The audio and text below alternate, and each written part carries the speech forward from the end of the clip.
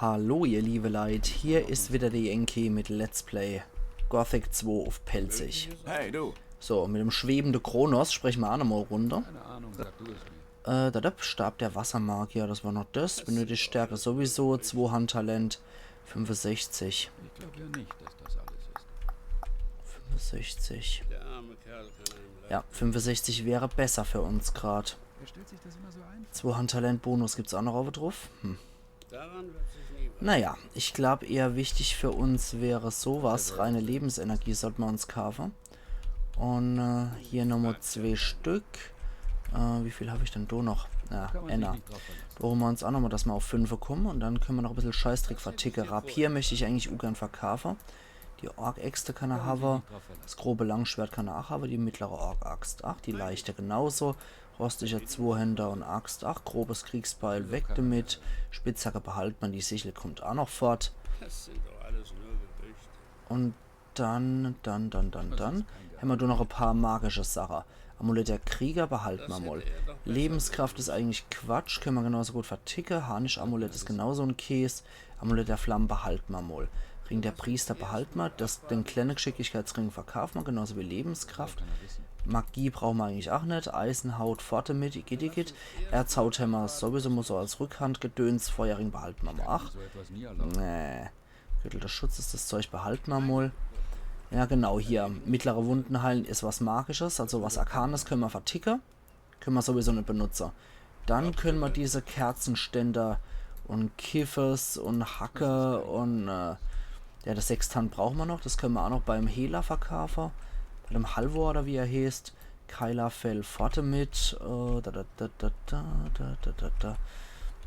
Die sind jetzt eigentlich auch nutzlos für uns, dieser Stachel von Blutfliege.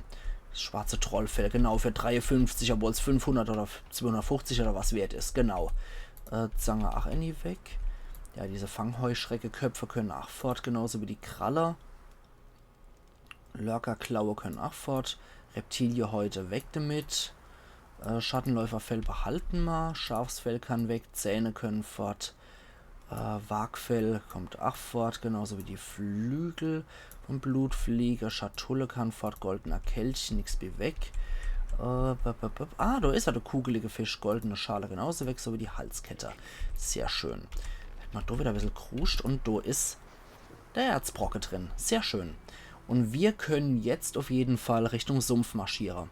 Weil, wie gesagt, ich fand es dann doch irgendwie etwas happig, in das Wildgebiet zu gehen mit 2 Orks. Da habe ich mir ehrlich gesagt doch keinen Bock drauf. Habe ich mich doch wieder spontan umentschieden. So ist es halt. 7 Uhr, 7 haben wir es jetzt. Das ging relativ fix, als ich in der Bibliothek nochmal aufgerahmt habe. Und ja, das ging an sich nochmal relativ flott. Und da ich die ganzen Gespräche mit der Wassermagier sowieso zum zusammengestutzt habe, hat sich da auch wieder sehr viel Zeit sparen lassen bei dem Ganzen. So, uns wiederum geht es jetzt um den Sumpf. Ich sollte vielleicht auch nochmal die Karte hier irgendwie im Arch behalten. Aufgefrischt sind wir jetzt auch wieder mit dem Gedöns. Da haben wir die Schatzkarte, da sehen wir ja auch dann die Stelle. So, genau, im Norden vom Sumpf könnten wir auf so einen geheimen Tunnel stoßen, der uns in den Canyon führt. Was ich eigentlich auch ganz interessant fände. Was man ganz im Nordosten sieht, das ist der Tempel, wo Raven sich niedergelost hat. Das ist, wie ihr vielleicht anhand von der Geschichte euch schon denken könnt, der Tempel, wo Radames mit seinem Schwert versteckt und versiegelt wurde.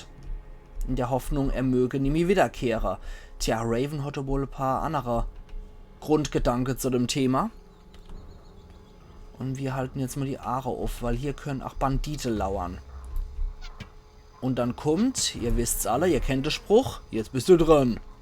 Und dahinter sieht's doch schon sehr noch Bandite-Lager aus. So, wir könnten uns aber erstmal so durch die Sumpf ein bisschen kämpfen. Wichtig ist hierbei tatsächlich, dass wir die Fernkampfwaffe ausgerüstet haben, damit wir sehen können, was hier möglicherweise noch lauert. So zum Beispiel Sumpfhaie. Die sind eher jetzt suboptimal. Also mit so einem Sumpfhai mag ich mich, glaube ich, jetzt noch nicht wirklich anlegen. Deswegen machen wir erstmal hier die Yankee 2. Da habe ich jetzt bei der Wassermagier nochmal gespeichert. So, Feuernessel. Da wird schon einer aufmerksam. Wir können uns ja mal angucken. Einfach mal um zu gucken, ob wir so einen Kampf überleben würden. Hallo Sumpfhai. Ah, du ziehst nicht so viel ab wie erwartet. Und dann prügel ich dich mal gegen die Wand. Ich habe echt gedacht, der zieht mehr ab. Und der Sumpfhai bringt 240 nur. Das ist gut. Seine Haut können wir abziehen und wir können uns seinen Zahn zu eigen machen. Okay. Na gut, unter den Umständen würde ich sagen, Sumpfhai Ahoi. Dann sind die mir echt egal. Ja, komm. Kreisch du ruhig. Ich prügel dich wieder gegen die Wand. Dann hast du nämlich wenig Spielraum und ich kann dich einfach so abschlachten. So, perfekt. Gut, Haut eines Sumpfhais bringt 200 und Zähne eines Sumpfhais bringen 300. Da können wir jetzt auch hier in Ruhe graben. Und was kriegen wir hier? Ah, ich glaube, ich habe etwas gefunden. Eine Spruchrolle, noch eine Spruchrolle. Ah, Verwandlung in Schattenläufer ist dabei. Sehr cool. Wahrscheinlich auch irgendeine coole Verwandlung. Okay, dann nochmal der Yankee 2. Und dann lass uns mal gucken, was hier noch möglicherweise ist. So. Ah, die machen schon ziemlich eklige Geräusche, die Viecher. Aber ich finde es gut, dass die nicht allzu stark sind, die Biester. Ein anderer wird auch schon auf uns aufmerksam.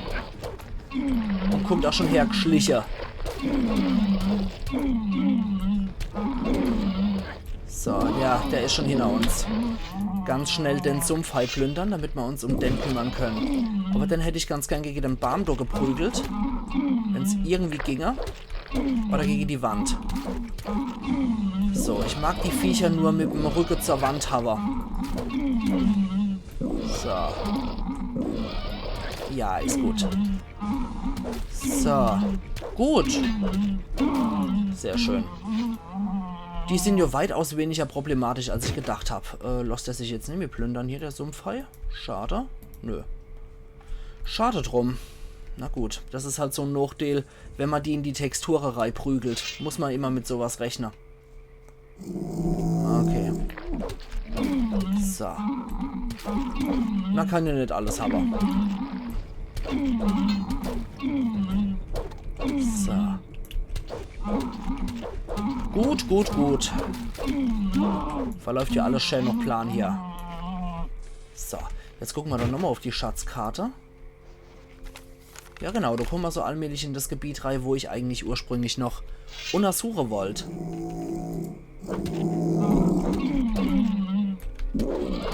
So, du bleibst stehen. So, da. Und komm her.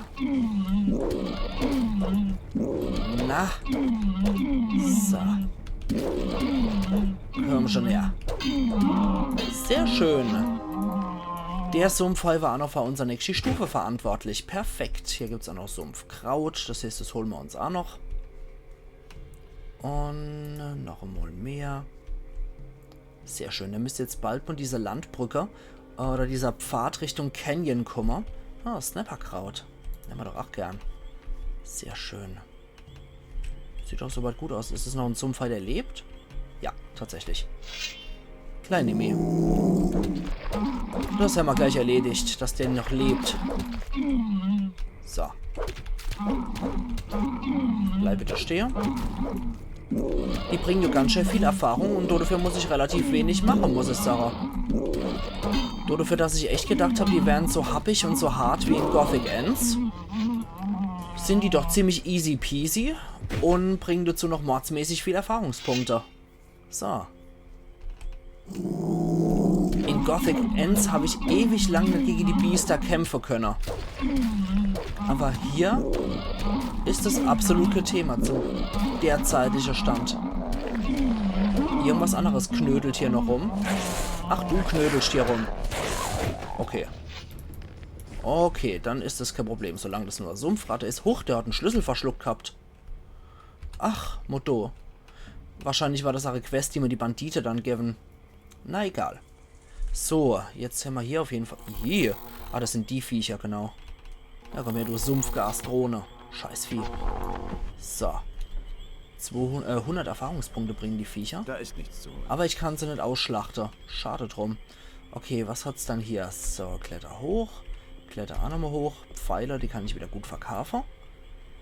an der Stelle auf jeden Fall auch nochmal, obwohl ich die schon verkauft habe, die Dinger, vielen Dank nochmal an Marco für deinen Tipp mit der Pfeile-Verkaufer. So, Lederbeutel haben wir ja auch nochmal. Was ist dann in dem Lederbeutel drin? Wobei erstmal die Karte. Ah, passt zur Kneipe im Banditenlager. Sehr schön. Okay, dafür habe ich es dann sowieso holen müssen. Ein Lederbeutel. Sehr schön. Wenn wir zurück sind, haben wir auch die 5000 Goldmünze parat, dass wir unser Schwertweihe-Ritual noch abhalten können. Ah, und ich probiere mal jetzt auch mal mit der Armbrust. Gucke, ob das schneller geht als im Nahkampf. Ich bezweifle es irgendwie. Da kann ich genauso gut einfach so zuschlagen. Da nehme ich weniger Schade, denke ich. Okay, wie schaut es dann hier aus? Was fummelt dann hier noch an Viehzeugs rum? Fangheuschrecke. Okay. Ja, kreisch doch am besten noch wie Sau. So. Okay, gut. So viel dazu. Dann können wir jetzt nochmal in Richtung Canyon latschen. Einfach mal so just for fun, um zu gucken, was hier noch im Tunnel drin ist. Weil wenn ich schon im Add-on-Gebiet bin, dann nehme ich mir auch die Zeit dafür. Gothic 2 ist sowieso ein Spiel, wofür man sich 100%ig die Zeit nehmen muss. Wer sich bei Gothic 2 Zeit nimmt für das ganze Projekt, der geht das Ganze schon meiner Meinung nach absolut falsch an. So. Und deswegen, da muss man sich dann einmal die Zeit nehmen, um mal auch in so einem ganzen Gebiet sich einfach nur umzugucken. So, sehr schön. Okay, Probleme mit euch. Dann hole ich mir noch euer Zange und euer Platte. Der hat nichts, außer dass noch Blut am Skelett klebt, was normalerweise relativ ungewöhnlich ist.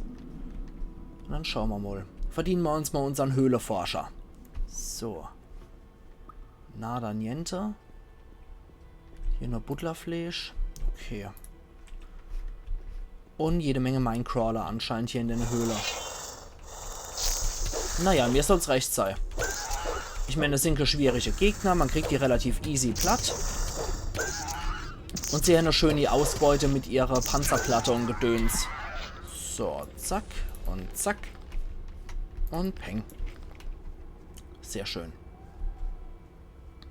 Später muss ich dann einfach nur noch deren tote Spur, also deren Spur aus tote Minecrawler folgen.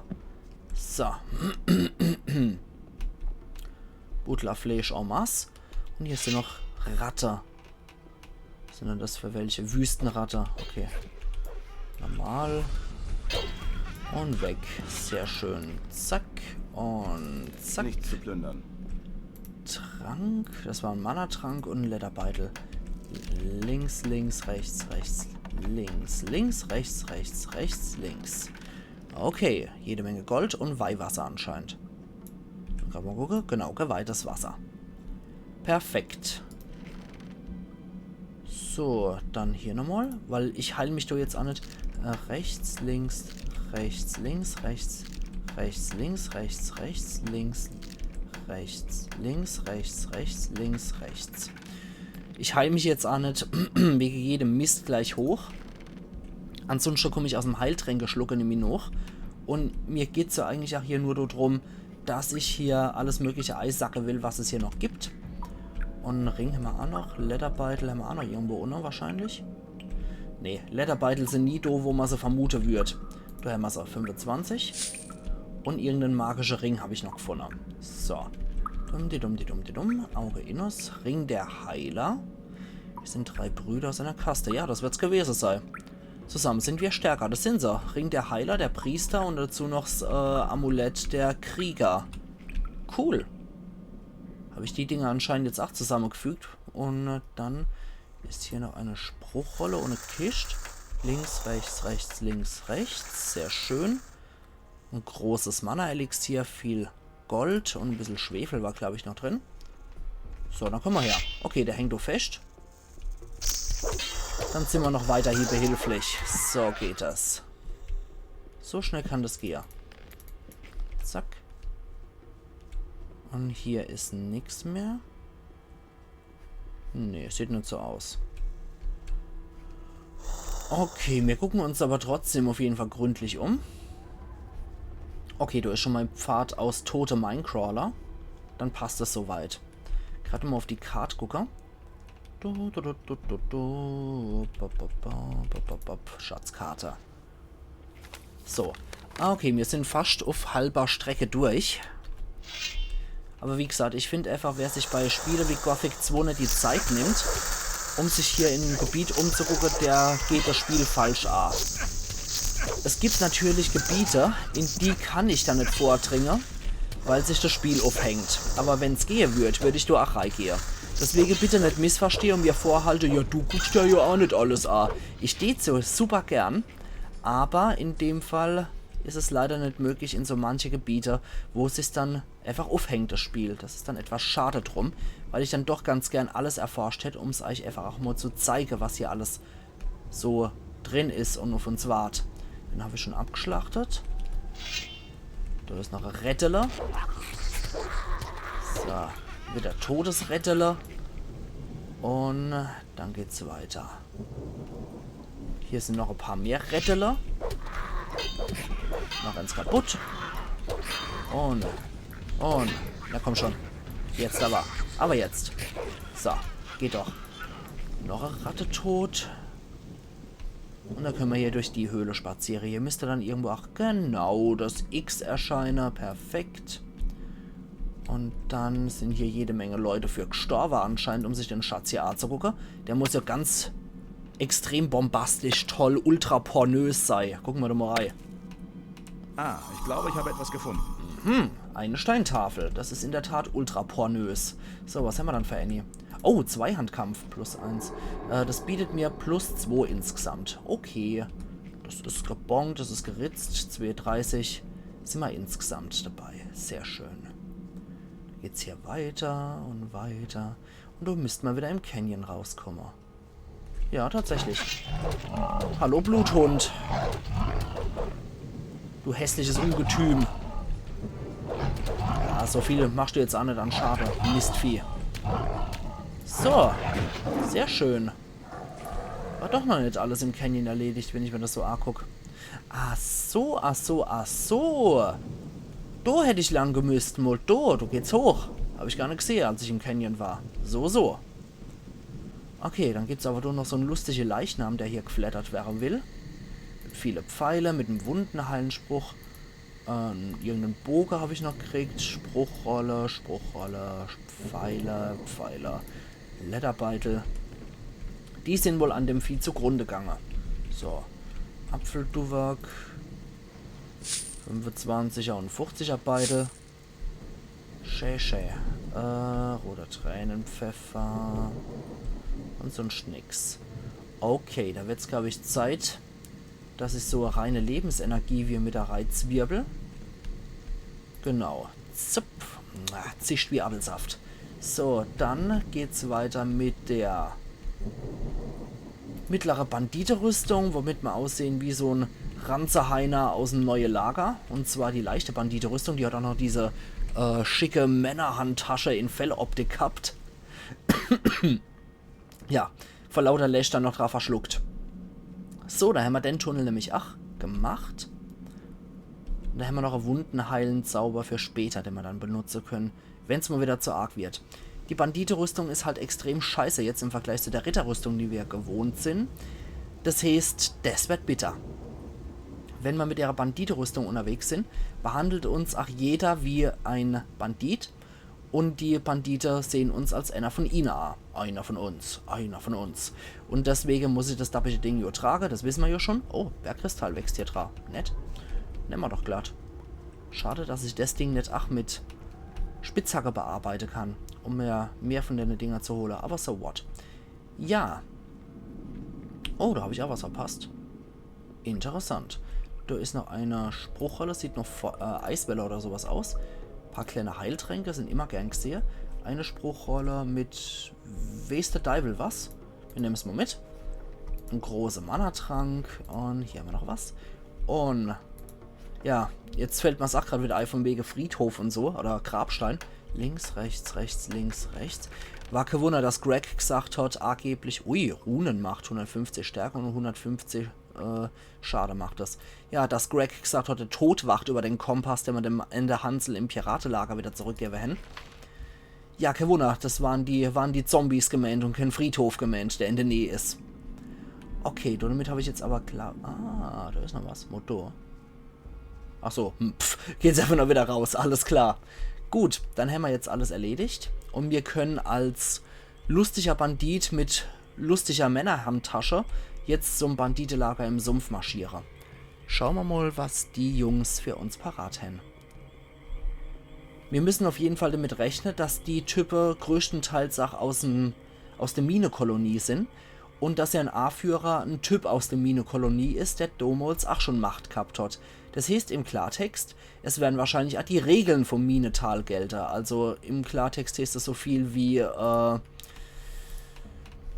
Beweis, dass du stark bist oder du kriegst so auf die Fresse, dass es gerade so kracht. So. Da ist auch schon wieder so ein Hansel. Was siehst du wieder? Da ist auf jeden Fall so ein Hansel. Was ist das dann für einer? Logan. Hi Logan. Schau an, ein neues Gesicht. Ja. Willst du nur im Weg rumstehen oder bist du gekommen, um mir zu helfen? Kommt drauf an. Wobei brauchst du denn Hilfe? Die Sumpfhaie kommen mir ein bisschen zu nahe. Ja, das habe Wird ich. Zeit, ein paar von ihnen zu erledigen. Das habe ich schon erledigt. So, wir sind unter Bandite, deswegen. Was kriege ich für meine Hilfe? Franco lässt dich hier verschimmeln, wenn du nichts tust. Wenn du ins Lager willst, musst du schon mit anpacken. Nur mit Worten kommst du hier nicht weiter. Okay. Außerdem kann ich dir zeigen, wie du die Viecher ausweiden kannst. Okay, 11:30 Uhr. Aber Was wollte bild ich dir gerade ja gucken? nicht ein, dass Franco dich direkt ins Lager schickt. Nur weil wir beide hier ein bisschen Spaß mit Sumpfhaien hatten. Es gibt Leute hier draußen, die warten schon eine ganze Weile darauf, reinzukommen. Okay. Und der Nächste, der reinkommt, bin ich. Und wehe nicht. Okay, dann hier. Zeig mir, wie ich Tiere ausnehmen kann. Wenn du was über Blutfliegen wissen willst, geh zu Edgar. Der Mann hat Ahnung davon. Und wenn du Sumpfhaie oder Echsen ausnehmen willst, musst du wissen, wie du Felle und Zähne reißen kannst. Das weiß ich Das schon. kann ich dir zeigen. Das kann ich dir zeigen, alles klar. Hier. Was gibt's denn im Lager? Die Frage ist doch, was gibt es nicht im Lager? Es gibt doch keine Sumpfhaie, keine Sumpflöcher, keinen Sumpfhalt. Stattdessen haben sie Schnaps und Gold. So viel ich weiß, haben sie da auch eine Frau. Alles klar? Keinen Sumpf halt. Lass uns die Sumpfhaie angreifen. Oh, Du hast begriffen, wie du hier weiterkommst. Gefällt mir. Psst. Hörst du das? Ja, ich höre sie. Verstehe. Und was machen wir jetzt? Sie kommen. Sie haben Appetit auf einen Happen Menschenfleisch. okay. Wollen wir doch mal sehen, wer hier wen fressen wird. Auf geht's. Bin ich definitiv dabei. Ach Gott, wie stocksteif der da rumlatscht. Aber okay. Mit der Gammelrüstung gehe ich erstmal nicht so nah. Ah, die sind noch jung. Die bringen nur 200 Erfahrungspunkte. So. Aber wie gesagt, mit der Rüstung geben wir uns hier doch ziemlich preis. Deswegen... Das ist dann wieder so eine Sache. So. Nur tote Sumpfhaie sind gute Sumpfhaie. Gut. Das wird ihren Brüdern eine Warnung sein. Hoffe ich Alles doch. klar, gibt's noch was zu tun? Sonst hau ich mal wieder ab. Mach das. Wenn du noch was lernen willst, du weißt, wo du mich finden kannst. Ah jo. Gut. Da ist nichts zu holen. Also wie gesagt, das waren anscheinend junge Sumpfhaier. Und was hier auf jeden Fall Gesetz ist, ist, dass ich mit der Rüstung absolut vergammelt bin. Ich vergammel nicht nur außerhalb vom Lager, weil irgend so ein Franco mich nicht reinlässt, sondern ich vergammel auch hier draußen, weil ich so eine schäbige Rüstung habe. Können wir uns jetzt nochmal hier in der Höhle umgucken. Eventuell gibt es da noch was Tolles. Was mit Spielspaß und Spannung? Ah, fast. Ein Tom hockt hier drin. Hey Tom. Es wäre einfach. Okay. Deswegen speichern wir erstmal und gucken mal, wie einfach das ist. Und... Na warte, du dreckiger Dieb. Okay, doch nicht so einfach wie gedacht. Na gut. Dann lassen wir das mal sein. Und schwätzen nochmal mit dem Typ. So. Hi. Warum sitzt du hier rum? Ich habe Ärger am Hals. Momentan ist es gesünder, wenn ich mich nicht mehr im Lager blicken lasse. Okay. Was ist los? Ich hatte ziemlich gute Beziehungen zu einigen der Piraten, verstehst du? Hab mich mit den Jungs immer vor ihrem Lager getroffen und gehandelt. Mann, ich habe für das halbe Lager eingekauft. Tom bringt mir dies, Tom bringt mir das. Und dann haut dieser Mistkerl Esteban dazwischen. Was ist passiert? Esteban hat Juan geschickt, einen von seinen Jungs. Der Mistkerl hat uns aufgelauert. Ich war gerade dabei, mit den Piraten den Deal zu machen. Da kam er aus dem Dunkeln und hat sie mit 2 Schlägen niedergemacht. Ach, das war Mann, du. der Typ ist schnell. Aber nicht schnell genug. Ich konnte ihm entwischen. Ach, das werden wohl Hank und sein Kumpel sein, ne? Und seit dem Überfall versteckst du dich hier. Ich bin zuerst zurück ins Lager und habe Fisk, Huno und den anderen Bescheid gesagt, Ach, dass sie Fisk. ihre Lieferung vergessen können. Fisk kennen wir Und auch dass noch. Esteban hinter der Sache steckt. Wenn Esteban rausfindet, dass ich den anderen gesagt habe, dass er für die Sache verantwortlich ist, bin ich tot. Deswegen gehe ich nicht zurück ins Lager. Okay. Und sonst? Sonst? Sonst sitze ich hier rum und zähle Steine. Toll. Das war wahrscheinlich bei Hank und Blabla oder wie die Käse hin.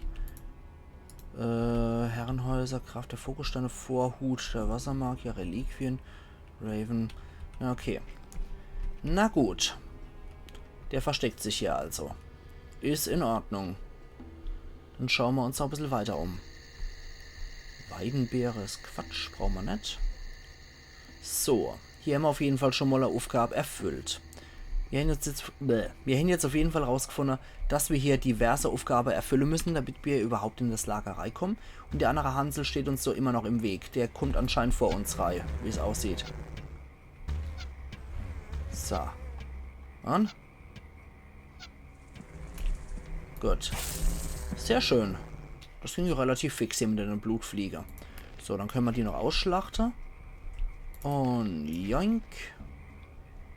Und zip. Und bzzz. So, jetzt haben wir alles.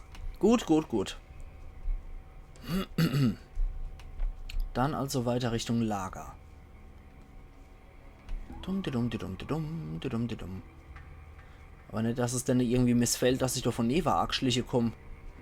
Feuernessel. Okay, Heilpflanze. Oh ja. Da steht so ein Gardist vom alten Lager noch rum und steht Schmierer. Dann sollte ich nochmal gucken, ob hier eventuell noch so ein Brückenkasper da ist. Da ist zumindest ein Vorbrücke-Kasper. Bist denn du für einer? Miguel. Hey. Da es einfach wäre, sein Geldbeutel zu klauen, machen wir erstmal den hier. Und ist es einfach? Na warte, du dreckiger Dieb. Natürlich ist es das nicht. Okay, dann sprechen wir einfach nochmal ein bisschen so mit dir, Miguel Sanchez. Was machst du hier? Suchst du irgendwas? Pflanzen. Ich suche Pflanzen. Das meiste Zeug, was hier wächst, lässt sich für irgendwas gebrauchen. Viele Pflanzen haben Heilwirkungen und Sumpfkrautstängel kannst du rauchen. Vor meiner Zeit in der Barriere habe ich bei einem Alchemisten gearbeitet. Ach, Motto. So. Warum haben sie dich in die Barriere gebracht? Ich habe viel mit Tränken gearbeitet, die den Verstand beeinflussen. Mein Lehrmeister Ignaz hat eines Abends anstatt seinem Wein mein Experiment getrunken. Es hat ihn zeitweise unberechenbar gemacht. Und seitdem ist er etwas verwirrt. Die Magier haben mich daraufhin in die Barriere werfen lassen. Forschung an verbotenem Wissen haben sie es genannt. Okay, also Ignaz kennen wir. Das ist ja der Alchemist in der Stadt, der in der Unna-Stadt lebt. Ist er dann hier? Was kannst du mir über das Lager erzählen? Nicht viel. Ich war selber noch nicht drin.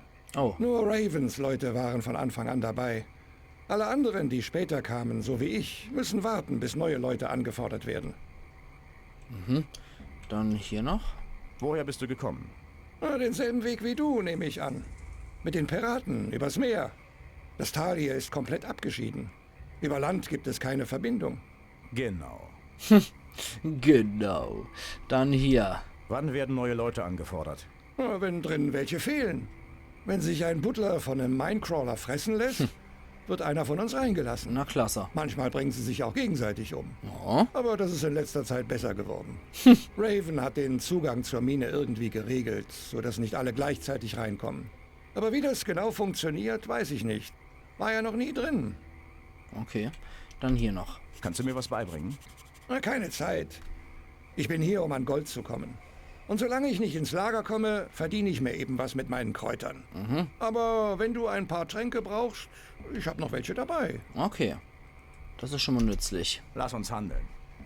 Ja, der hat durchaus ein paar bei sich. So. Die können wir jetzt auch noch verticken, die Pfeile, die wir hier noch gefunden haben. Und ansonsten... Dumm. Sieht's ja mit meinen Tränke so aus. Ja. Da holen wir uns noch 2 Stück.